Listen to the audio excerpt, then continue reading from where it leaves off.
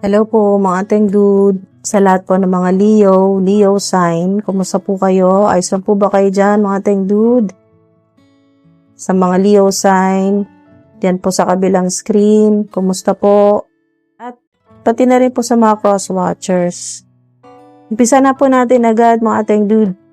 Ano ang financial situation po ng mga Leo? Yan po para sa mga Leo at mga cross watchers.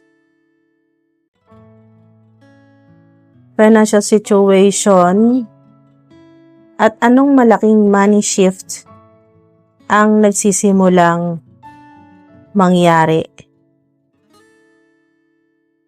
Sun, the gaining of respect, things brought to life or light. Sun, your home base or family. Do what makes you feel secure in the 4th house. Communicate, analyze, let your mind tell you how to. Mercury. So, ang unang impression ko po dito, yung money shift na paparating po sa inyo, may connection po sa recognition at sa pagiging mas secure. Parang may isang bagay na mas mapapansin. Pwedeng makita ng ibang tao yung effort mo, yan po, ability or yung value mo. May respect na nadadagdag at may bagay na dating hindi gaanong napapansin na pwedeng lumabas sa liwanag. Things brought to life or light. Tapos ito pong in the 4th house, very strong yung security theme. Pwedeng home, family, property, o kaya naman po yung desire na magkaroon ng mas stable na financial foundation. Kaya hindi lang po extra money. Ang feeling ko po dito sa reading po ninyo, parang may gusto kang ma-achieve na mas secure na situation. Then, Mercury naman po, tell us na communication and information will matter. Pwedeng may importanteng conversation, message, yan po, email, negotiation, pwedeng dokumento, yan po, documents, application, interview, or isang desisyon na kailangan mong pag-isipan ng mabuti. So, Leo, ang tanong ko po dito sa spread po ninyo, ano talaga yung bagay na magbibigay sa'yo ng recognition or respect? At paano po ito magiging connected sa financial shift na hinihintay mo? So, tingnan natin sa mga susunod po na cards po ninyo kung saan mismo manggagaling yung opportunity.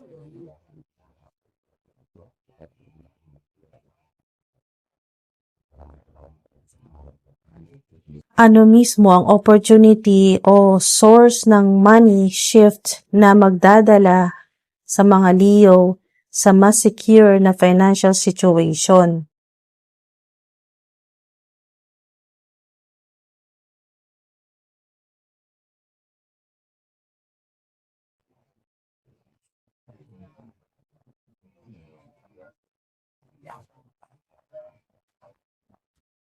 Leo, dito po parang may importanteng shift na nangyayari. Kasi tingnan niyo po ito, 2 of Cups, reverse. Kaya may connection or partnership or partnerships na parang hindi na balance. Pwedeng may disagreement, hindi pagkakaintindihan, or isang arrangement na hindi na nagbibigay sa'yo ng satisfaction na dati mong inaasahan. Pero meron pong 4 of Cups, reverse ulit. So ito yung interesting dahil parang may pagbabago po sa perspective mo. Yung dating hindi mo napapansin, ngayon mas nakikita mo. Pwedeng may bagong option or opportunities na dati hindi mo binigyan ng attention. At ito naman pong 8 of Cups. Parang kailangan mong magkaroon ng courage na lumayo sa isang situation na hindi na talaga nakakatulong po sa inyo, ating dude.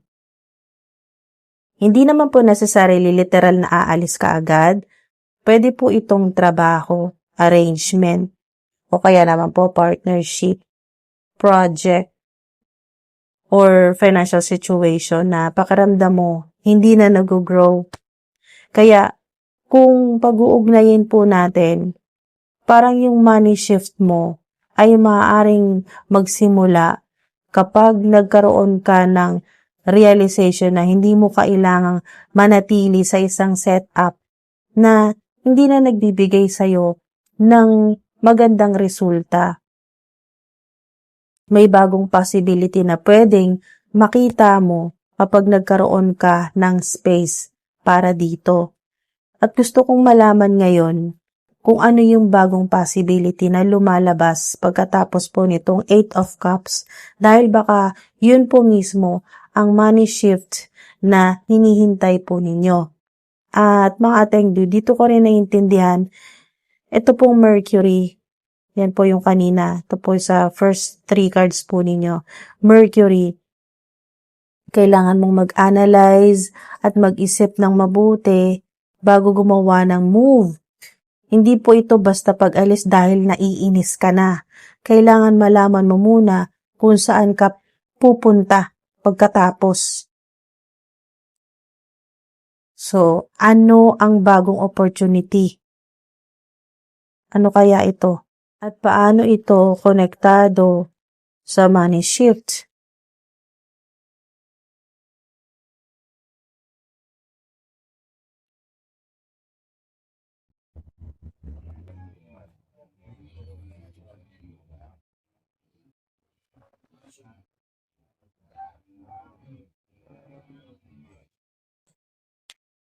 So, Leo, dito mas nagiging interesting na po yung direction ng money shift po ninyo. Obsession. Ito po unang lumabas. Okay. So, obsession. Kaya parang may isang goal or financial situation na talagang hindi mo maalis sa isip mo. Gusto mo talagang ma-achieve at maaring matagal mo na itong pinag-iisipan. Pero, ito po, Ascension card.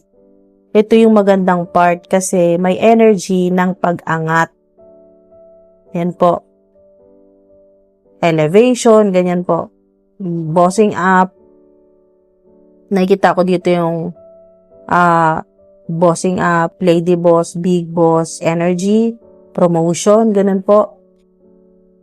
Ito yung magandang part kasi may energy talaga ng pag-angat. Parang hindi ka naman forever mananatili sa dating situation mo. May possibility na mag-level up ka, whether financially, professionally, or sa overall stability mo. Pero may interlude po kayo dito. So kahit may ascension, may pause. Yan po mga teng dude, may pause muna bago tuloy ang mangyari yung next step. Hindi po ibig sabihin na canceled yung progress. Parang may timing muna na kailangang hintayin. So gusto kong bigyan po ng emphasis, mga teng dude. Huwag po ninyong isipin na kapag mabagal po ang development, ibig pong sabihin wala nang opportunity. Pwedeng nasa preparation o kaya po nasa transition period ka pa po. At ito pong obsession, reminder din po ito na maganda ang determination. Pero huwag mong hayaan na maging desperation. Kapag gusto natin ng resulta, minsan napipilitan tayong gumawa ng mga desisyon na hindi na practical. Kaya kailangang balance yung desire mo. At ito pong Mercury energy. Mag-isip, mag-analyze, yan po. Communicate, at tingnan ang facts. Kapag natapos na ang waiting period, o ito pong pause, energy, ano ang magiging next movement ng money shift at saan ito maaring humantong financially? Invocation, stability,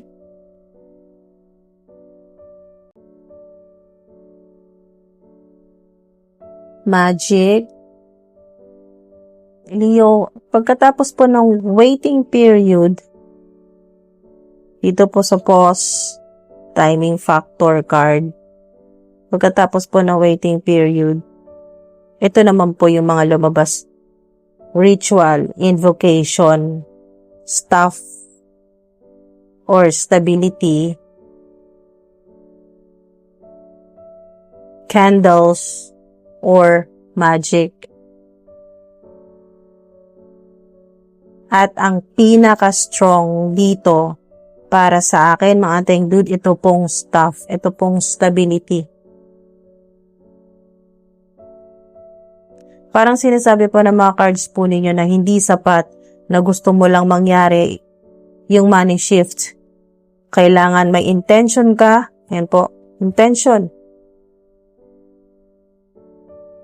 At kailangan may ginagawa kang concrete steps para ma-build yung gusto mong financial situation. Sa nakikita ko dito, ito yung keyword stability. So, may possibility po na yung next movement ninyo ay hindi lang po isang mabilis na gain, kundi isang bagay na makakatulong po para mas maging stable ang finances po ninyo. Pwedeng bagong system po ito sa trabaho, mas consistent po na income, bagong arrangement naman po sa iba, or isang opportunity na may potential na maging long term. Wow! At ito naman pong candles, magic. May energy po dito na parang unti-unting nagkakaroon po ng form, yung isang intention or goal po ninyo. Pero dahil meron pong ganito, interlude, pause, timing factor, hindi ko ito babasahin na instant. Okay, mga ating dude, hindi siya instant. Parang kailangan mo nang pagsamahin yung intention, yung effort, at tamang timing. At gusto ko rin pong i-connect ito dito po sa 8 of Cups. Parang may dating situation na kailangan mong bitawan, pero ang purpose ng pag-alis ay hindi para mawala ka sa direksyon. Ang purpose po ay magkaroon ka ng space para makabuo ng mas stable na setup. Kaya po, Leo, habang hinihintay mo yung shift or money shift, pagbabago sa finances po ninyo or improvement sa finances po ninyo, huwag po puro hintay.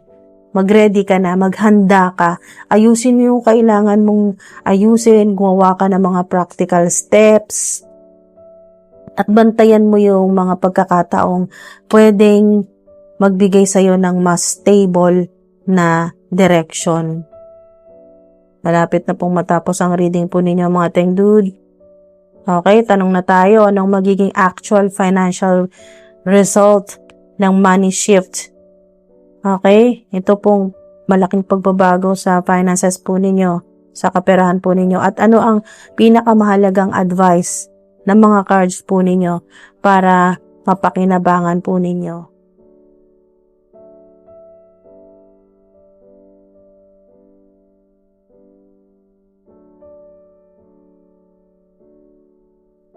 So, Leo, ito po yung final po na messages ng mga cards po ninyo. At parang kino-confirm po nito, ito pong interlude, ito pong pause or timing factor energy. May bagay na hindi po agad magiging visible. Ayun po, dito po sa yes, but it will take a while to be known or to manifest. Kaya huwag kang ma-discourage kung hindi mo pa nakikita ngayon yung resulta na hinihintay mo. Pero ang pinaka-interesting po dito, ito po mga teng dude, something better will come instead. So, posible na may inaasahan kang particular na opportunity o resulta. Pero hindi pala yon ang pinakamagandang version ng blessing para sa'yo mula sa Divine Universe. May ibang possibility na mas magiging beneficial po ito para po sa inyo. At ito po, expect the unexpected. Mga teng dude, huwag mong ilimit ang blessing sa isang specific na outcome. Baka may offer, opportunity, work arrangement, o kaya po financial opening or unexpected development na hindi mo ngayon ini-expect. Kaya, yung money shift na, kaya po mga ateng dude, yung money shifts ninyo, hindi po necessarily biglang pera.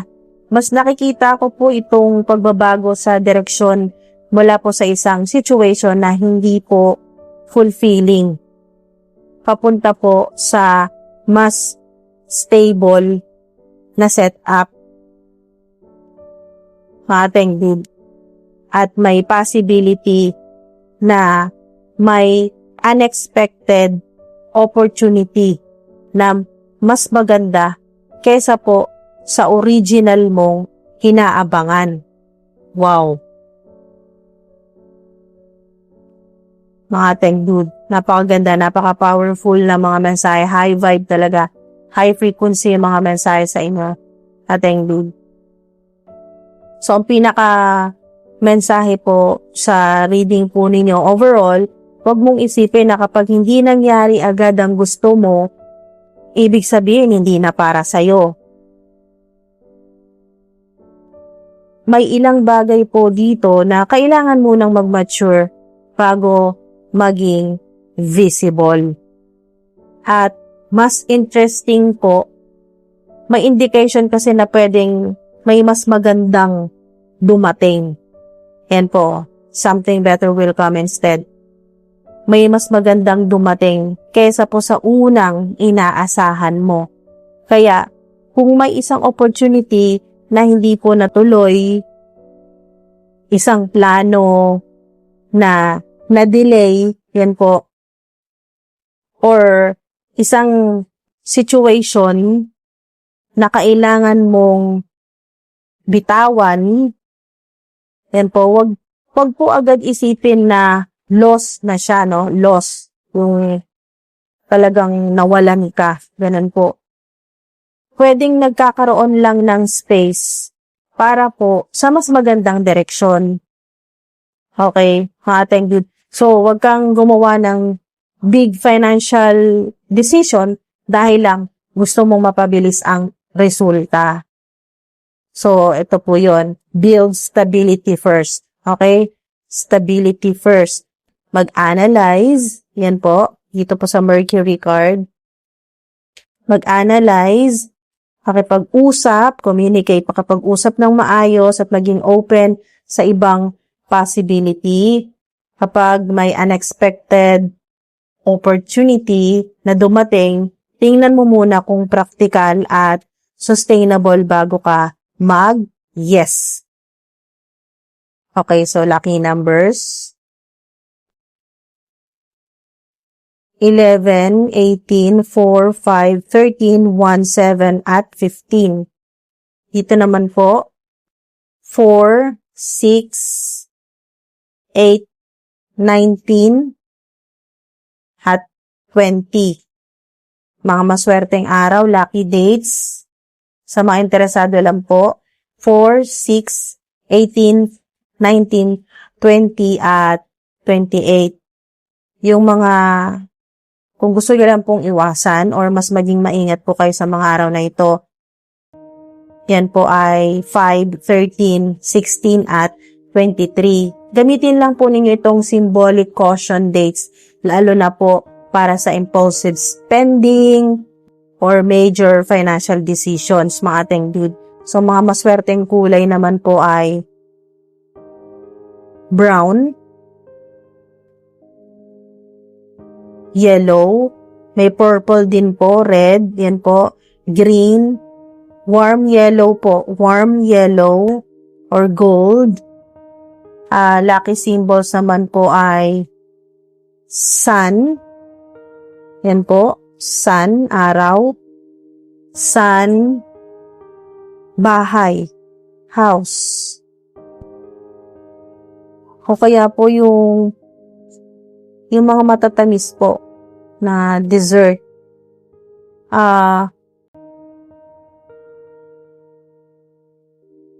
susi, staff. Ito po, staff. Or magic wand, staff. So, Leo, hindi man po instant ang money shift na ito or pagbabago sa finances po ninyo, may magandang dahilan po kung bakit kailangan ng patience. May possibility na yung hinihintay po ninyo na resulta, hindi pa po yun. Okay? At hindi pa po yun ang final form ng blessing na ibibigay po sa inyo ng Divine Universe. Something better will come instead. Yan po.